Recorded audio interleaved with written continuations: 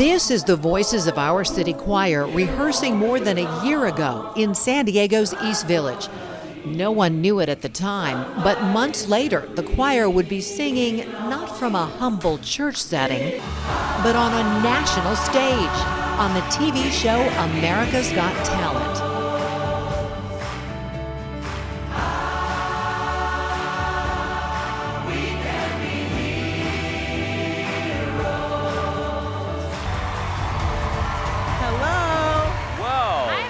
Welcome. Hello. Okay, and tell me the name of the choir, please. This is the Voices of Our City Choir. Yeah. It's a choir I started about 4 years ago for people experiencing homelessness in San Diego. Oh, wow. Yes.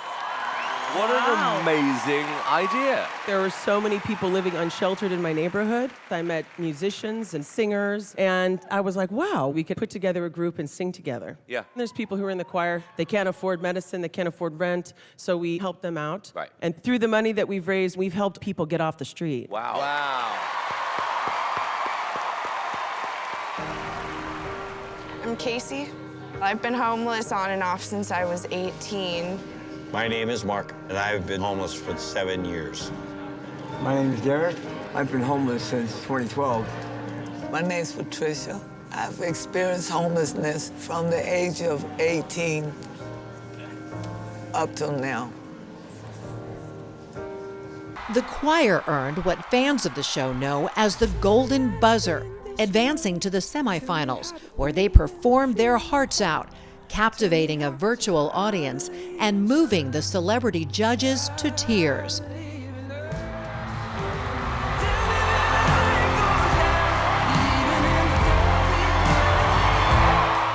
Musician and jazz vocalist Steph Johnson is what makes this choir sing.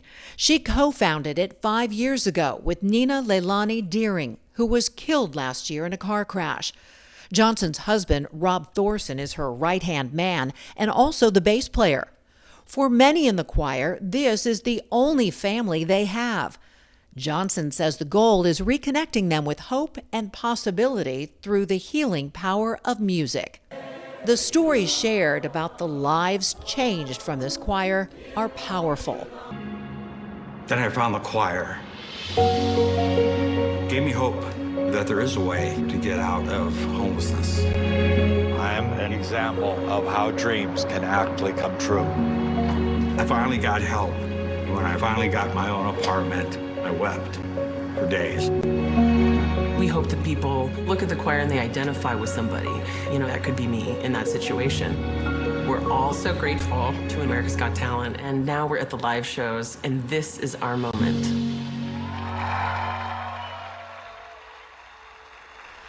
While the choir did not win the top prize on AGT, the rewards have been great, and the singing continues. Today, there are 250 members of the choir and 7 staff members. Half have been homeless at one time or another. They are small but mighty. Last year, the nonprofit distributed 85 tons of food, and since 2016, has helped more than 50 people get off the streets. Steph, it is so great to see you. Thank you so much for taking time out to share the story of Voices of Our City Choir today. Thank you so much for having me. I'm super honored. Anytime we get to talk about the work we do and change the perception of homelessness is a gift. So thank you. You know, the last time I saw you was last February. It was February 2020. And I was invited to Voices of Our City Choir, a rehearsal that happened on, I think it was a Friday, in a church in downtown San Diego.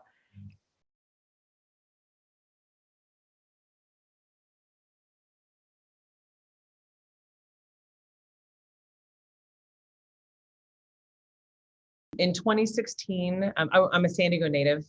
And in 2016, I noticed, it was like homelessness seemed to explode overnight, although it was gradually getting bigger and bigger. And I just started to go out and meet people that were living under bridges, living in tents, like wherever they were living. And I have this ability to kind of create space for just about anybody and welcome them in and share music and food. And so I just took that to the street.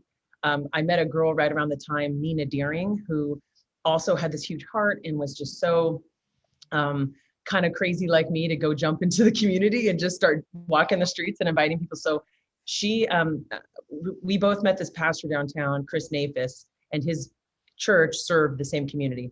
And it wasn't really a church. It's like a, whatever, sheet metal kind of barn type structure. Like a warehouse almost. A warehouse, yeah. And he liked us. He said, hey, you can use the church for anything you want. And the message came through me real fast from wherever it comes from, you know, and it was like, oh, I want to start a choir. And he was like, okay. And so I called Nina and I said, hey, do you want to be the choir director? You want to help me start this choir? And she said, absolutely. And so then we both started to go out in the community and invite people in. And what started as just a few people quickly grew into a group of about like 16 or 20 or something like that. And that year, I always had a holiday concert with my band. It's kind of great producer, Kamau Kenyatta is fabulous. And the guitar player and the horns and everything. And an interviewer asked me, well, does the choir perform with you? You know, is the choir going to play with you at your holiday event? And I never anticipated, truthfully, really, that we would ever perform for people. It was just always about having this really sacred, safe, healing space to make music and connect and offer a restroom and offer just respect and dignity and all that. And so I went back to the choir and I was like, you guys want to do a gig with me? And they were like, yeah. I said, okay. So then we were practicing, rehearsing for the gig. We had our first concert together in 2016. A bunch of people came to see us play, and something electric happened in that concert. And basically, I was nervous. I mean, I was nervous, like, you know, how will the public respond to the choir? How will they treat them with respect? Will they be so, you know, hold that space for them to be, obviously we're not perfect singers, you know, we're not, you know, we're coming together to share our love and our family vibe. And so anyways, so long story short, the choir sang their first song and the whole audience stood up and clapped and cried. It was like 350 people in the audience. And the emotion that came through the people, it always makes me choked up anytime I talk about it. And watching the choir stand there and first feel like kind of unsure about the applause, like, what's this about? And then realize it was for them. They stood taller and they had a transformation literally in a moment. It's like they had space to receive love and they took it. And that was really the beginning, I feel like, of, whoa, this is really something we're doing, you know? And the choir has evolved to 250 people over the years. And you've talked about the healing power of music and how it not only brings people together, but it makes people feel better about themselves. In this population, people who are homeless really need something to cling on to, don't they? Could you even imagine? Could you even imagine yourself not having a home and being a woman? Let's just be a woman out on the street and to not have any protection. It's frightening and it's all the things. It's all the things you can imagine, and degrading, and you know, day after day, month after month, year after year of being dehumanized. That takes a toll on a person after a few days. So I've learned a lot in the last this year we're celebrating our 5 years of being a choir. Congratulations. And I've learned a lot. We've learned a lot of really being there for somebody to rebuild that confidence. But you know, Steph, you had a tough upbringing too. I know you grew up the daughter of a single mom who's disabled, and you were in tenuous situations growing up. I would imagine that experience has given you a lot of empathy, clearly, and you can really relate to these people that you help on a personal level. Absolutely. I grew up under the poverty line, and I have a father, and he lived in Arkansas, and he, you know, I would go see him in the summers, and but you know, after the summers I'd come back, and it was it was tough. It's tough to figure out, you know, when you're hungry or you don't have food or you're embarrassed to go collect food from a parking lot, like as a distribution, being under the poverty line and going to a school where maybe you feel alone in that experience. So yeah, it just actually dawned on me a few months ago. A friend of mine who's helping me write a book about this whole experience, he was like, is this why you connected so much? Because I moved around a ton. And I think I was like, you know what? Yeah, everywhere had to be my home. and I had to make the best out of every situation. So, yeah, thanks for, thanks for bringing that up. People, you're very humble. I've heard you speak before, and you tell the great story, but you don't put a lot of your personal story into it. And I know a lot of your heart and soul, as Steve Jobs says, you have to connect the dots backwards sometimes to figure out where you are right now. And it seems like this is the place that you were meant to be. But you not only got these people singing in a church once a week for rehearsal, you have actually helped take some of these folks off the streets. You have helped clean them up. You are feeding them. Let's talk about this now nonprofit that has really it's on the radar of a lot of people, all the good that you're doing. Yeah. Well, and it's definitely not us doing for others, right? Like, people that walked would, of course, during pre-COVID, people could come in, the doors were open, and we still have a distribution center that we partner with the church, and 5 days a week we're offering, drinking water, food, clothing, and a phone charging station that's run by our choir members. And so like last year we distributed something like 85 tons of food. Wow.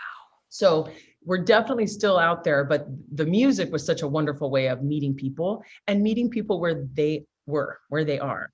And as a person feels safe, and if a person feels respect and love and space to be, oh my gosh, creative, and to open up and to share your experiences, very quickly in this kind of this approach that we created out of an very organic way, it all kind of happened, but we realized that we needed to have our own Rolodex of contacts in the city and in the county. We needed to have our own way to connect people, because we recognized that we were a connector.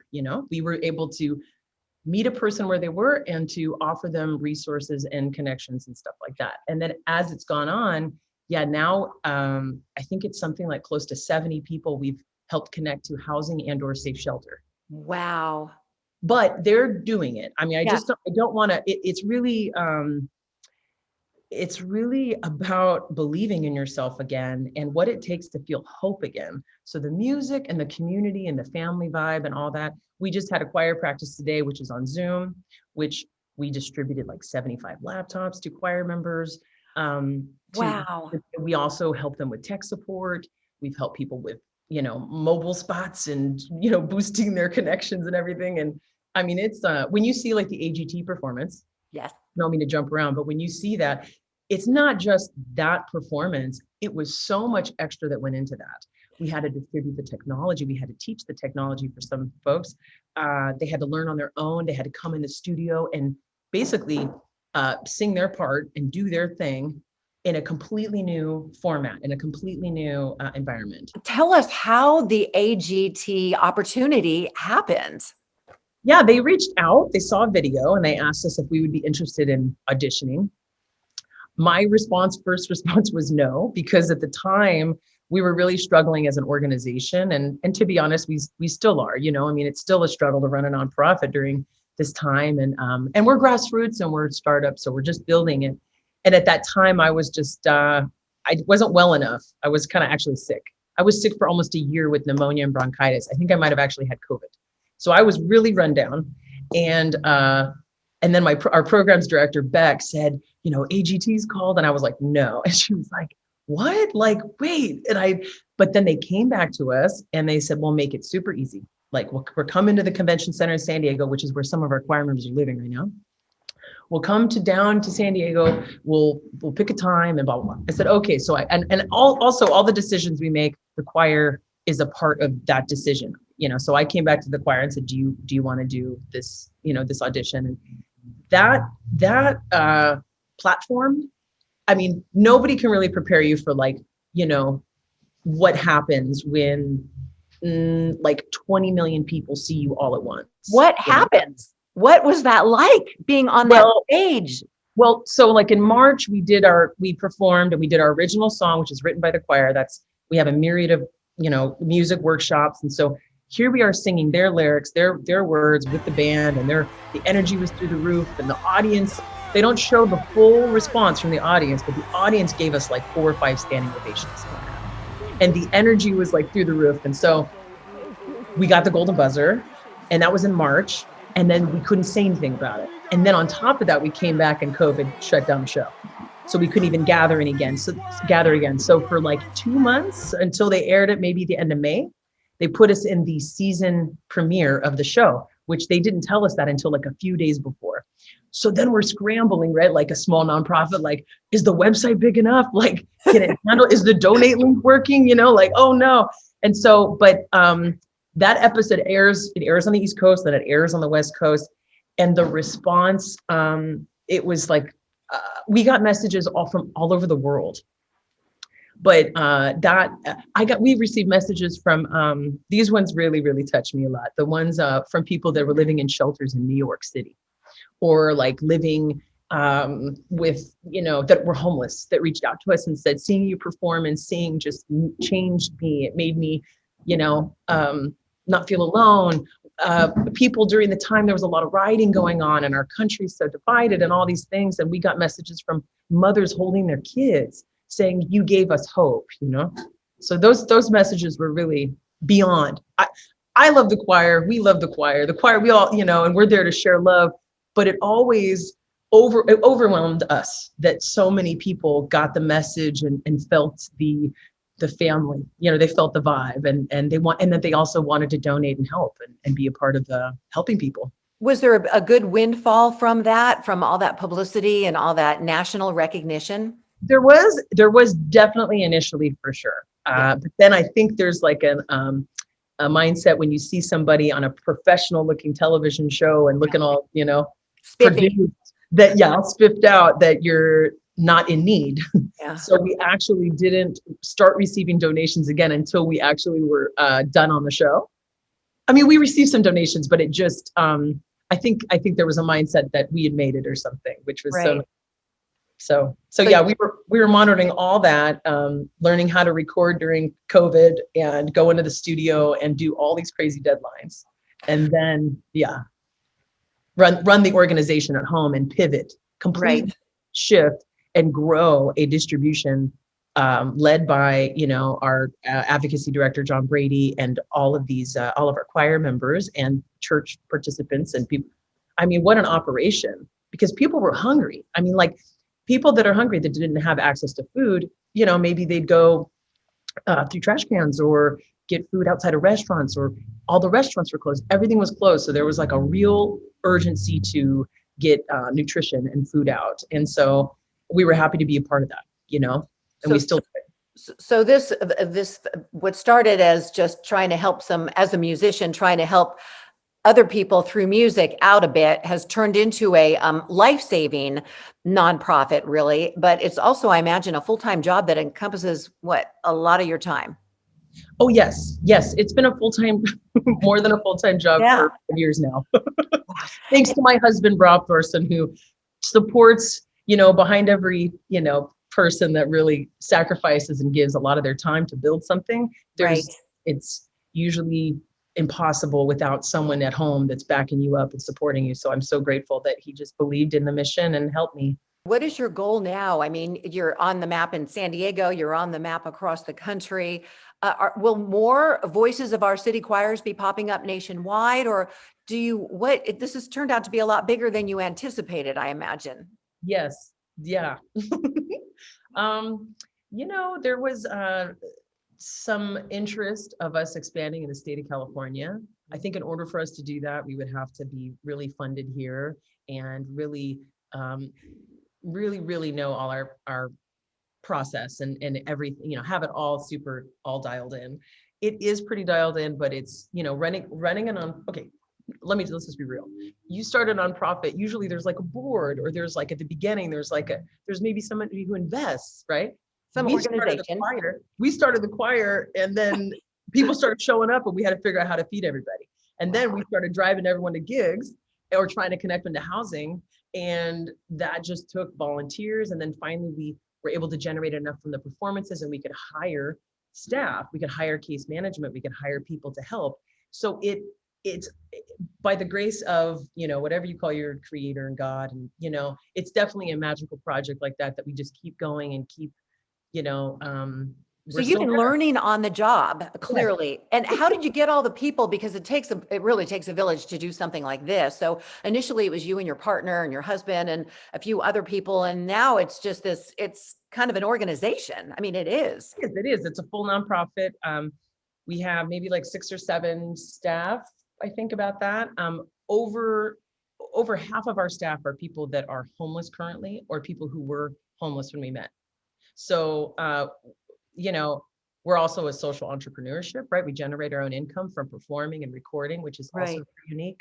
Our mission in the very beginning, missions always evolve, right? We never thought housing was going to be something that came out of this. We thought we were just sharing music, but then as people felt stronger and people started to see and say for themselves, I don't have to live in my car anymore, or I want to go to, connect to that resource. We ended up, it's beyond just changing the perception of homelessness. We're really using art to rebuild and then reimagine a life individually, and then, go towards the things they need. Let me ask you, there's a large percentage of homeless people that are on the streets because of drug problems. What is that something that's also addressed or do you help people in that way as well? Or is it just food support and shelter? Well, when I first started, there were some misconceptions that I had to learn and had to figure out about the people that are experiencing homelessness that, and we like to say are our unsheltered neighbors, right? Mm-hmm. So our sheltered neighbors, if I had to live on the street, I would probably be taking something to cope with what that experience is. And from our experience, not everybody that I meet on the street uses, or has an addiction issue. Mm-hmm. Not everybody has a mental health issue. Mm-hmm. Often, those things kind of coincide. There is like maybe a diagnosis or like a mental health issue, and then there's maybe an addiction or some other issue like that. So it's unique. Each person is unique, and every person has experienced some form of trauma, I feel, to be honest. I think there's a traumatic event or something that's taken place. And how do we cope with the trauma? Maybe we're lucky enough we have insurance and we have a really clear way to access those benefits if we're blessed to have those things. But it is hard to access those very, very life-saving resources without organizations like ours, or different groups that go out and are the outreach. They are connecting and building relationship and trust with people who are in crisis to connect that person and to bring them into what they need, What ultimately do you want people to know about Voices of Our City Choir? If there was some sort of a slogan or message or call for help, what would that be? Oh my gosh, so many. Well, from an organizational standpoint, if you care about homelessness and you want to make a difference, donating to us and helping us continue with our outreach, continue with distribution of essentials, and also the individuals who are on our staff with lived experience of homelessness they are like peer advocates, right? They can really relate to everybody that is going through the situation. So every dollar helps us keep it going every month, and we appreciate that. Something small you could do is to smile and to share that smile and kindness with the person that you meet when you pass on the street. I think there's a lot of fear around poverty and around people that are experiencing homelessness and am I safe? And you always want to feel into any situation, but usually, almost always, if I smile and I'm like, hey, what's up? They're like, hey, hey, we're on the same team. So it's all about, we're in this life together. People don't disappear.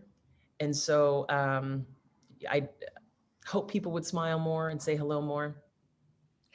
You are so inspiring. I'm curious to know who inspires you? Oh my God. Well, musicians like Esperanza Spalding, Wes Montgomery, Herbie Hancock, people like Oprah, people like Alicia Keys, people like, I read a lot of Joseph Campbell and a lot of philosophy.